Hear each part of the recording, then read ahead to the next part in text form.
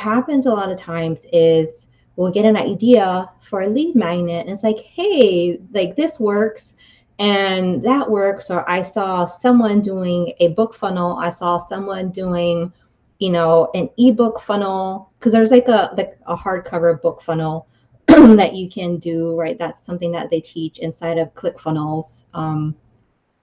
That's one of their high performing funnels. But if you don't have a book, I know most of us in this room now are authors. But right, if you don't have a hardcover book, you may have an ebook. And a lot of times we pick up like what we should be doing based on what we see happening in our environment. And the biggest, I guess, misconception that I've seen is doing what our coaches are doing. Not to say that our coaches aren't doing what, but the word this week has been, right, find your lane and stick to it. So not necessarily we all have to do an e-course, right? Just because you see people doing an e-course, does that mean that you need to do that for yourself? And so I want to first start off with explaining the peace process of how I get my clients to plan out. Like we plan out the years, quarters, like all the projects that we plan out are really based on this peace model that, the Lord downloaded to me. So the first step is plan.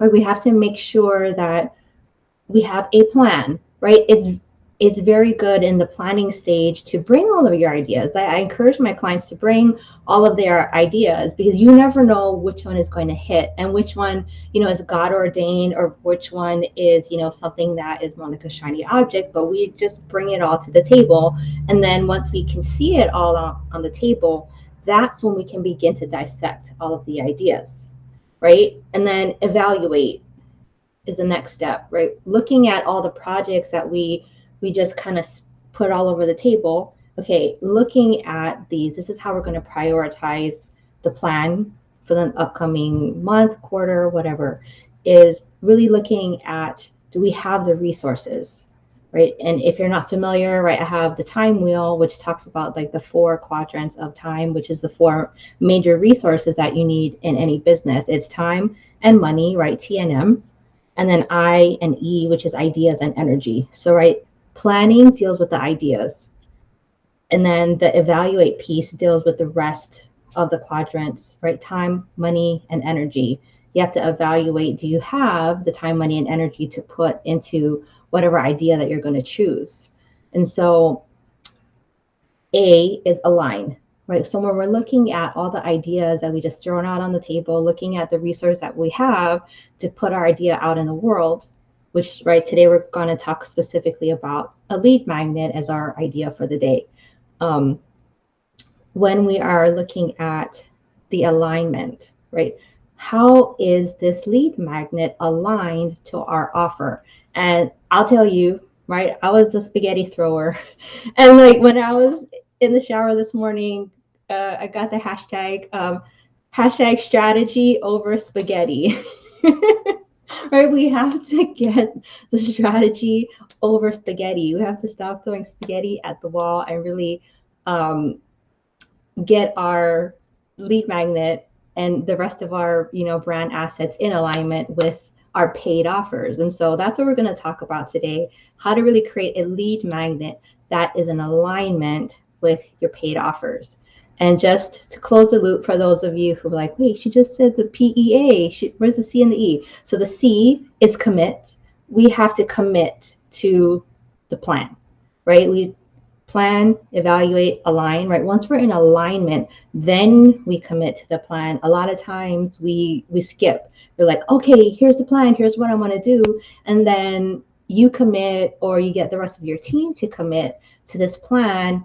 And then while you're in the, and then E is for execution, right? So you commit and then you execute.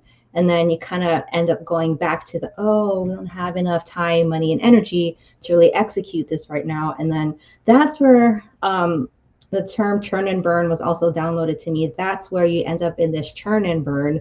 It's like, and you keep going back to the drawing board because we didn't do things in order. And right, we all know that God is a God of order. And so we have to make sure we're doing things in the proper order. So today we're going to talk about alignment and making sure your lead magnet is in alignment, excuse me, with your paid offer. Because honestly, that's the only way a lead magnet is going to lead to sales. And so, right, it is kind of like a tricky thing where I said, yeah, right, that's marketing. Craft a lead magnet that sells.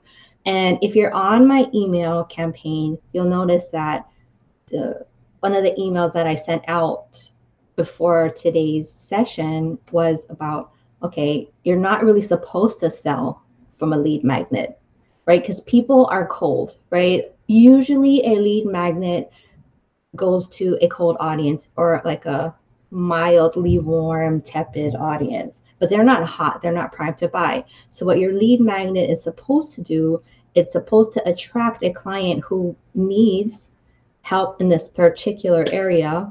And it's what like one of my mentors calls the bleeding neck problem. So it's it's like, do they have a cut on their finger?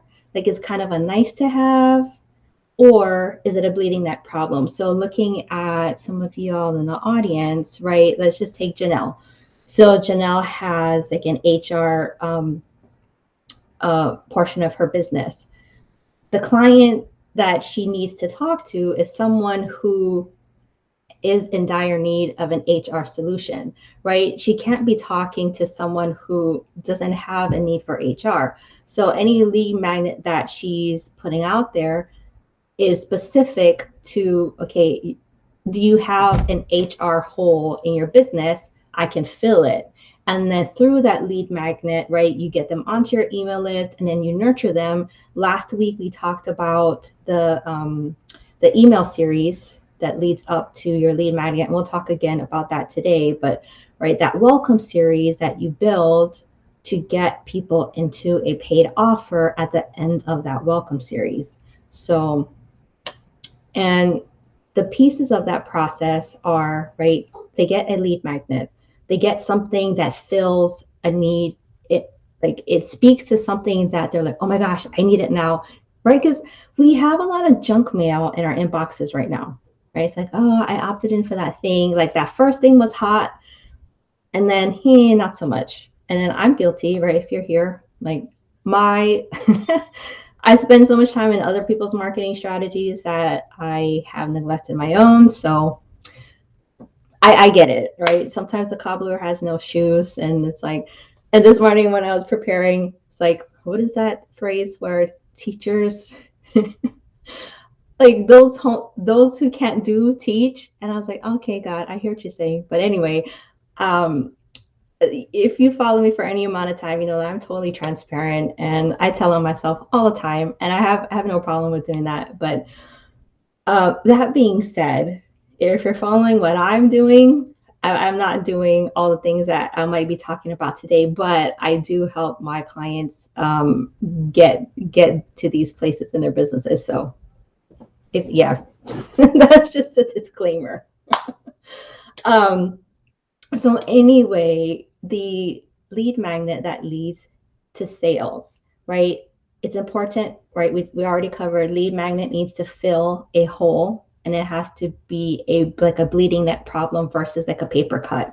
Right? It's like if you have a carotid artery that's gushing out blood, it's like, I don't care who you are, like just give me a towel, put some pressure on my neck, and like I don't care who, like what's happening, like just stop this bleeding. Versus a paper cut, you can kind of live with it. It's not really a pressing problem, right? So you want to find a pressing problem that your audience needs to solve.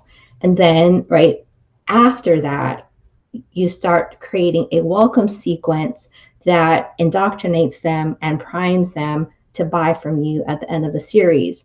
Now, we talked about like the 5-step email series last week, where it's a series of emails of the first two. The first one delivers your lead magnet and tells them a little bit about it, like how to use it and what's the benefits and features and all of that. And then email number 2 is going to be, email number 2 is going to be where you are talking about, like, okay, reminder to use it. Because we all know, like I just said, we have a lot of junk mail in our inboxes. sometimes we need a reminder to get that download that we got. Or sometimes we go to, you're on the website and then you're kind of checking out that thank you page, and they may have an offer on that thank you page, and then you just kind of forget about it. So that day 2 email is really about leading them to go back and use it.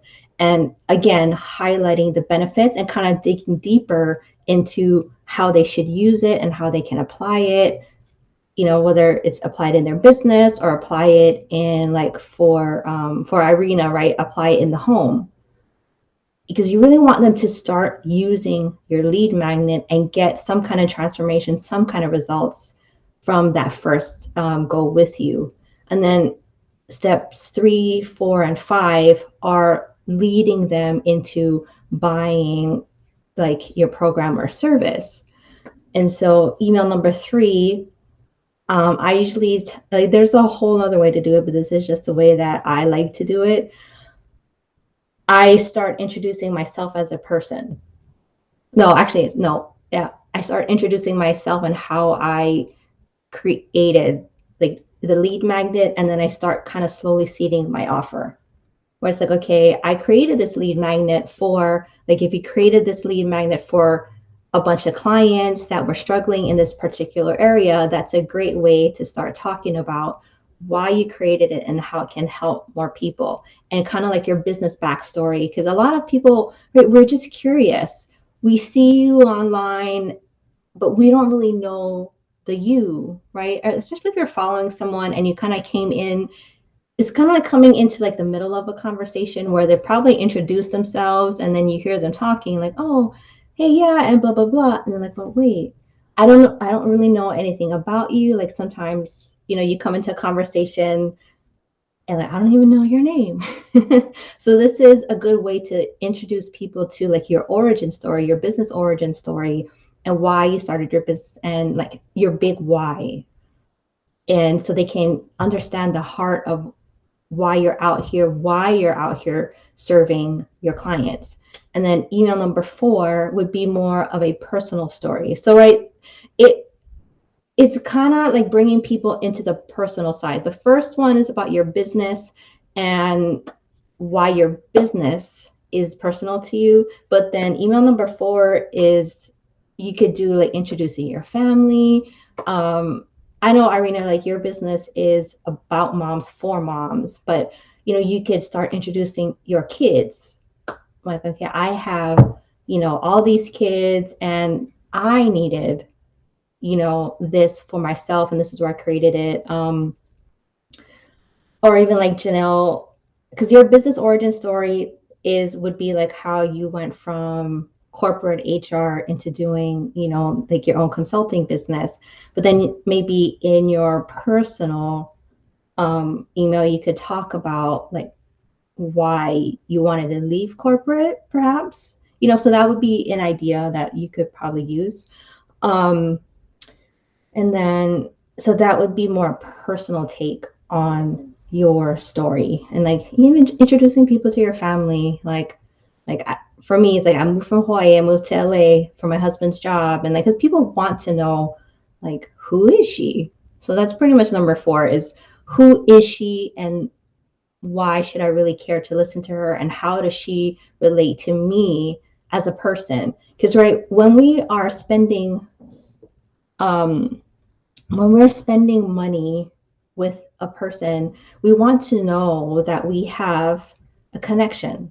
And that's really what this email number 4 is about, is really establishing a personal connection with someone and bringing them into your world so that they want to buy whatever you're offering. Because email number 5 is the offer. This is where you're going to introduce how people can work with you, and that's where you're going to drop a link. So, right, it's kind of like dating.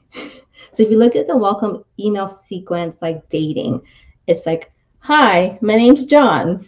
And then, right, where are you from? Oh, yeah, I'm from, I don't know, I'm from Chicago. Oh, yeah. And then, right, you can kind of, like, you start finding familiar ground with this new person that you just met.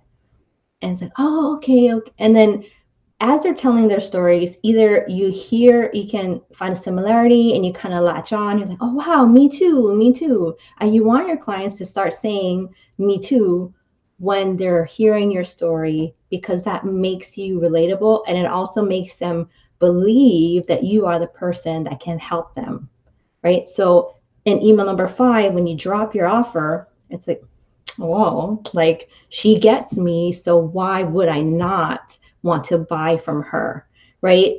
Because when you think about it, for a lead magnet, people are looking for, they're Googling whatever topic is in your lead magnet, and then it'll pop up. Well, this is for cold traffic, right? But if for whatever reason, like you get referred from somebody or someone follows you on Instagram, whatever, and they start liking all your stuff, when you start dropping a lead magnet that is of interest to them, right? It's like, oh yeah, I need that. And then, right, it just, you're already, it's something that they're interested in, but they don't know if who they want to buy from. At this point, they are just doing research, right? I don't know about you, but right, you Google a whole lot of things, click on a lot of YouTube links, click on a lot of different landing pages.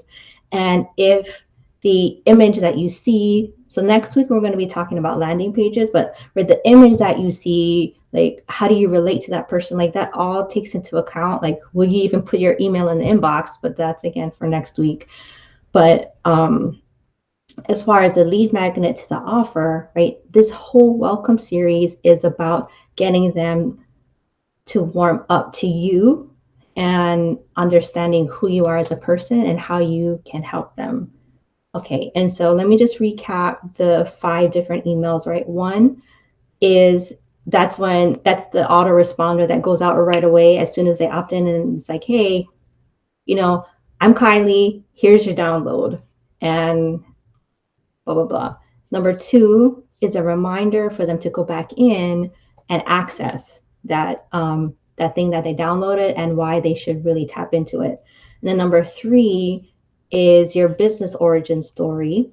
Number 4 is your personal story, giving them like a little bit of your background and your personal history. And then number 5 is, now that they know more about you, you can, it's going to be like a combination of the business and personal story and some client testimonials in that email.